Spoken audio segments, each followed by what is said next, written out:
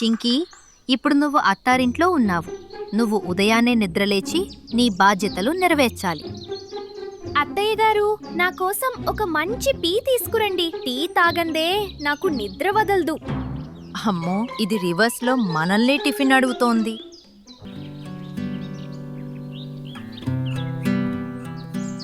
ఒక అడవిలో చింకీ అనే పిచ్చుక తన తల్లిదండ్రులతో కలిసి నివసిస్తూ ఉండేది. అరే చింకి బిడ్డ, భోజనం చేసే సమయమైంది. ఇప్పుడు ఎక్కడికి వెళ్తున్నావు? అమ్మా, నేను నా స్నేహితులతో కలిసి కాసేపు అలా తిరిగి వస్తాను. వద్దు, ఎక్కడికి వెళ్లాల్సిన అవసరం లేదు. వచ్చి భోజనం చేయి. అరే, తనింకా చిన్నపిల్ల, ఎందుకు ఆపుతున్నావు? అది కదా నాన్న అంటే. సరే, నేను వెళ్తున్నా. ఇది చెప్పగానే చింకీ ఫుర్మని ఎగిరిపోయింది. మీ గారాబం వల్లే ఇది ఇలా తయారైంది. ఏ పని చేయదు, ఎప్పుడు తిరగటానికి సిద్ధంగా ఉంటుంది. వయసు పెరిగే కొద్దీ అన్నీ నేర్చుకుంటుందిలే, నువ్వేం భయపడకు. మెల్లమెల్లగా కాలం గడిచిపోయింది. ఇప్పుడు చింకి పెరిగి పెద్దదయింది, కానీ తన స్వభావంలో ఎలాంటి మార్పు రాలేదు. అప్పుడు తన తల్లి తన తండ్రితో మాట్లాడి మిట్టు అనే రామచిలుకతో ఆమెకు పెళ్లి చేసింది. చింకి తన పుట్టింటి నుండి అత్తారింటికి వెళ్ళింది.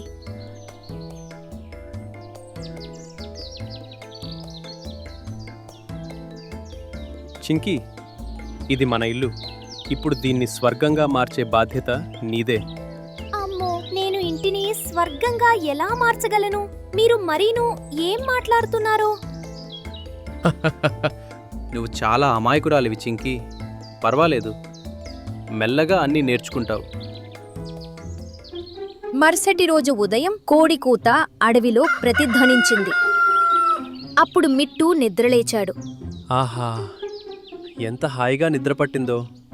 అమ్మా, నాకు టిఫిన్ తీసుకురావా? అరే, ఇదేంటి? నాకు పెళ్ళయింది కదా, ఇప్పుడు అమ్మ కాదు భార్య టిఫిన్ తీసుకురావాలి.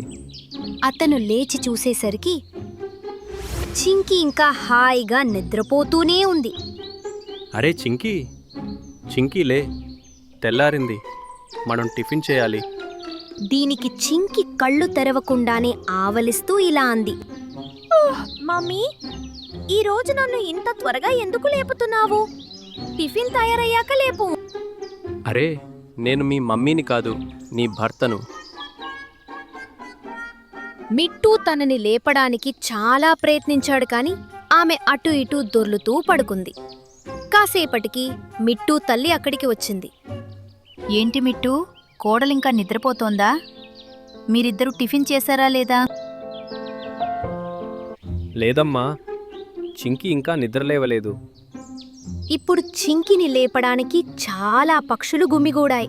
అందరి అరుపులు విని చింకి నిద్రలేచి కూర్చుంది. అరే, ఏమైంది? ఎందుకు ఉదయాన్నే నా చెవి దగ్గర అరుస్తున్నారు? చింకీ, ఇప్పుడు నువ్వు అత్తారింట్లో ఉన్నావు. నువ్వు ఉదయాన్నే నిద్రలేచి నీ బాధ్యతలు నెరవేర్చాలి. అత్తయ్య గారు, నా కోసం ఒక మంచి టీ తీసుకురండి. టీ తాగందే నాకు నిద్ర వదలదు. అమ్మో, ఇది రివర్స్లో మనల్నే టిఫిన్ అడుగుతోంది. చింకికి పెళ్ళయింది, కాని ఆమె అలవాట్లు మిట్టూని ఇబ్బంది పెడుతున్నాయి. మిట్టుగారు, నేను కాసేపు అలా తిరిగి వస్తాను. అరే చింకీ, మధ్యాహ్నం అవుతోంది, ఇప్పుడు ఎక్కడికి వెళ్ళడం మంచిది కాదు. నీకు రావాలని లేకపోతే నువ్వు ఇక్కడే పడి ఉండు, నన్ను వెళ్ళనివ్వు. చింకీ, వద్దంటే వద్దంతే. కాసేపు చింకి గొణుగుతూ కూర్చుంది. అప్పుడే ఆమె స్నేహితులు కాకి, కోయిల అక్కడికి వచ్చారు. అరే చింకీ, నువ్విక్కడున్నావా? మేము నిన్ను తీసుకువెళ్ళడానికి మీ ఇంటికి వెళ్ళాం. పెళ్ళయింది కదా, అందుకే ఇప్పుడిక్కడే ఉంటున్నా. మంచిది. అయితే చెప్పు, ఇప్పుడు గూగుల్ బెర్రీస్ తినడానికి మాతో వస్తావా రావా? చింకీ, వద్దు, నువ్వు ఇలా వెళ్ళకూడదు. పదండి పదండి, ఆయన ఇలానే చెప్తుంటారు. మిట్టు మాట్లాడుతుండగానే చింకి తన స్నేహితులతో కలిసి వెళ్ళిపోయింది. గంటలు గడిచిపోయాయి. సాయంత్రమైంది, కానీ చింకి ఇంకా తిరిగి రాలేదు. మిట్టు చాలా కంగారు పడ్డాడు. మైనా భోజనం తీసుకుని వచ్చింది. ఇదిగో మిట్టు, నువ్వు కోడలు కలిసి భోజనం చేయండి. అమ్మా, చింకీ ఇంకా రాలేదు. రాలేదా? ఎక్కడికి వెళ్ళింది? తన స్నేహితులు వస్తే వాళ్ళతో కలిసి షికారుకు వెళ్ళింది. అరే, పెళ్ళయ్యాక ఎవరైనా స్నేహితులతో అలా షికార్లకు వెళ్తారా? అప్పుడే చింకీ అక్కడికి చేరుకుంది. వావ్, పెళ్ళయ్యాక మొదటిసారి ఇలా తిరగటానికి వెళ్ళాను. ఈరోజు చాలా మజా వచ్చింది. రా చింకీ, భోజనం చేద్దాం. నీకోసమే ఎదురు చూస్తున్నాను. మిట్టు గారు, మీరు తినండి. నేను బయటే స్నేహితులతో కలిసి కడుపు నిండా బెర్రీస్ తిన్నాను. అరే కానీ గుడ్ నైట్. చింకి త్వరగా పడుకుంది. మిట్టు మరియు అతని తల్లి ఆమెను చూస్తూ ఉండిపోయారు. చింకి రోజూ తన స్నేహితులతో షికారుకి వెళ్ళేది మరియు రాత్రి అయ్యాకే ఇంటికి వచ్చేది. మిట్టు చాలా బాధపడసాగాడు. ఒక సాయంత్రం ఆమెకు నచ్చజెప్పడానికి ప్రయత్నించాడు. చింకీ, ఇప్పుడు నువ్వు నా భార్యవు.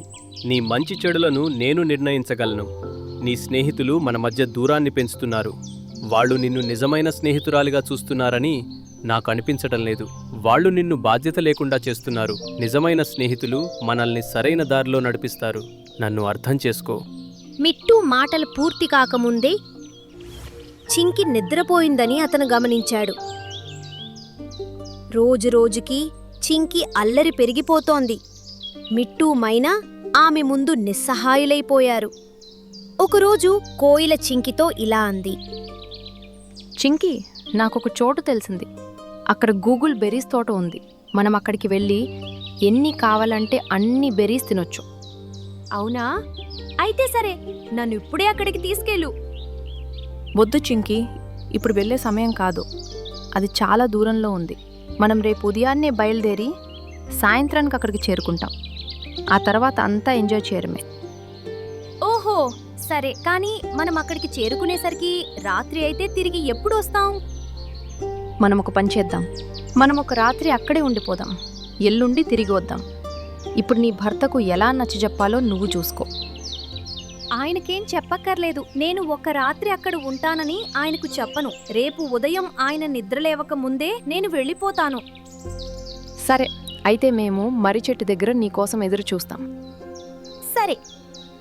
చింకి ఇంటికి వచ్చేసరికి మిట్టు ఈరోజు కూడా ఆకలితోనే కూర్చుని ఉన్నాడు. అతని ముందు భోజనం ఉంది. వచ్చావా చింకీ? వీలైతే నాతో కలిసి భోజనం చెయ్యి. లేకపోతే ఈరోజు కూడా బెర్రీస్ తినొచ్చావా? నిజం చెప్పాలంటే తినవచ్చాను, కానీ ఈరోజు మీతో కలిసి మీ ఫేవరెట్ భోజనం చెయ్యాలని అనిపిస్తోంది. చింకి తనతో కలిసి భోజనం చేయడంతో మిట్టు చాలా సంతోషించాడు. అవును చింకీ, నువ్వెక్కడెక్కడికి తిరగడానికి వెళ్తావో నాకు చెప్పు.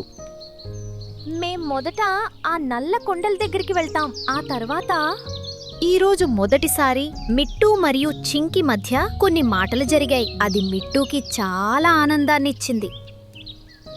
మరుసటి రోజు కోడి కూయక ముందే చింకి నిద్రలేచింది. ఆమె ఒక్కసారి మిట్టు వైపు చూసింది. నేను ఈయనకు చెప్పాలా వద్దా?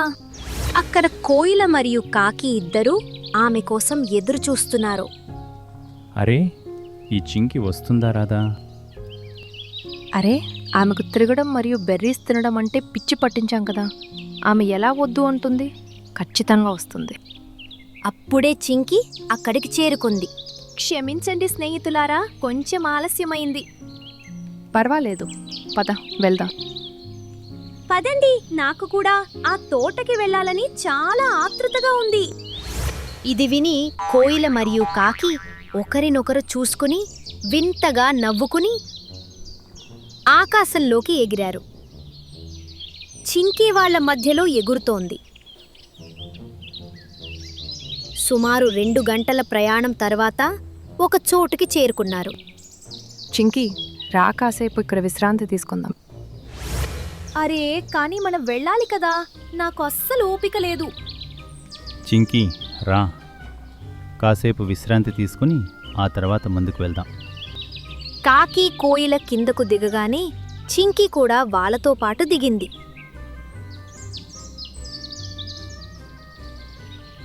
అప్పుడే అక్కడికి ఒక డేగ వచ్చింది. పారిపోని స్నేహితులారా, ఈ డేగ మనల్ని చంపేస్తుంది. చింకి దాన్ని చూసి చాలా భయపడిపోయింది. కానీ కోయిల మరియు కాకి గట్టిగా నవ్వారు. మేం నీ స్నేహితులమని ఈ డేగ మనల్ని చంపేస్తుందని నువ్వు అనుకుంటున్నావా? లేదు చింకీ, ఈ డేగ మా అడవికి రాజు. మేము నిన్ను కావాలనే ఇక్కడికి తీసుకొచ్చాం. నిన్ను స్నేహితురాల్ని చేసుకోవటం, బెర్రీస్ అలవాటు చేయటం ఇదంతా మా రాజు చెప్పడం వల్లే చేశాం. చింకి ఒక్కసారిగా షాక్ అయింది. ఆమె తన చెవులను తనే నమ్మలేకపోయింది. నేను నా కుటుంబం కంటే, నా భర్త కంటే మీకే ఎక్కువ ప్రాముఖ్యత ఇచ్చాను. మిమ్మల్ని ప్రాణ స్నేహితులుగా నమ్మాను, కానీ మీరు నన్ను చంపడానికి ఇక్కడికి తెచ్చారా? అవును, ఎందుకంటే నువ్వు నీటి పిచ్చుకవి. నిన్ను వేటాడి తింటే నా శక్తి 3 రెట్లు పెరుగుతుందని మా జ్యోతిష్యుడు చెప్పాడు. ఇప్పుడు నా ఆహారం కావడానికి సిద్ధంగా ఉండు. ఇది విని చింకి వణికిపోయింది. ఆమెకు తన భర్త మాటలు గుర్తుకు వచ్చాయి. నా భర్త చెప్పింది నిజం. నిజమైన స్నేహితులు సరైన దారి చూపిస్తారు. మీరు నన్ను నా తల్లిదండ్రులకు, నా భర్తకు వ్యతిరేకంగా మార్చారు. ఇదంతా ఒక కుట్ర. ఇప్పుడు ఈ మాటల వల్ల ఉపయోగం లేదు చింకి, అంతా ముగిసిపోతోంది. డేగ చింకి వైపు రాసాగింది. చింకి కళ్ళు మూసుకుంది. ఆమె శరీరం వణకడం మొదలైంది. అప్పుడే చింకీ, మిట్టు చింకి ముందు వచ్చి నిలబడ్డాడు. అరే, నువ్వెక్కడి నుంచి వచ్చావు? అప్పుడే 3 గద్దలు మరియు 3 గుడ్లగూబలు డేగపై దాడి చేశాయి. అవన్నీ డేగను వెంటాడాయి. డేగ అక్కడి నుండి పారిపోయింది. మిట్టు గారు, మీరా? చింకి మిట్టుని హత్తుకుంది. కోయిల మరియు కాకి అక్కడి నుండి పారిపోయాయి. మీరు రాకపోతే ఈరోజు నా ప్రాణాలు పోయేవి. నువ్వలా ఎలా అనుకున్నావు చింకీ? నేను నీ భర్తను. నేను బతుకున్నంత వరకు నీకు ఏమీ అవ్వనివ్వను. చింకికి తను చేస్తున్నదంతా తప్పని ఇప్పుడు అర్థమైంది. ఆమె మిట్టుతో కలిసి ఇంటికి తిరిగి వచ్చింది. ఇప్పుడు చింకి తన సమయాన్ని మిట్టు కోసం కేటాయిస్తోంది. వాళ్ళిద్దరూ కలిసి తింటున్నారు, కలిసి షికారుకి వెళ్తున్నారు, కలిసి నిద్రలేస్తున్నారు. ఆమె ఇప్పుడు ఒక భార్యగా తన బాధ్యతలను నెరవేర్చడం నేర్చుకుంది.